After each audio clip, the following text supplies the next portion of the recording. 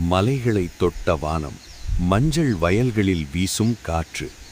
அந்த அமைதிக்குள் திடீரென்று கேட்டது ஒரு மெல்லிய அழுகை. அம்மாவை இழந்த ஒரு குட்டி ஆடு. பயம், பசி, தனிமை மூன்றையும் கண்களில் சுமந்தபடி நடுங்கியது.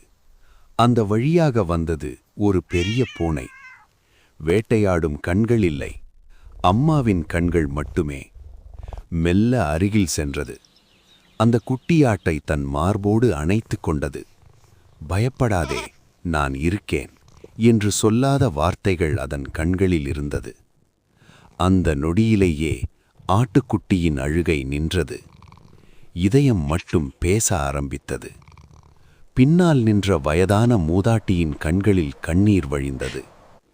தாய்மை உயிரின் மொழி என்றாள். அந்த நாள் அந்த குட்டி ஆட்டுக்கு ஒரு அம்மா கிடைத்தது. இரத்தமில்லாத உறவுகளே சில நேரம் உயிரை காப்பாற்றும்.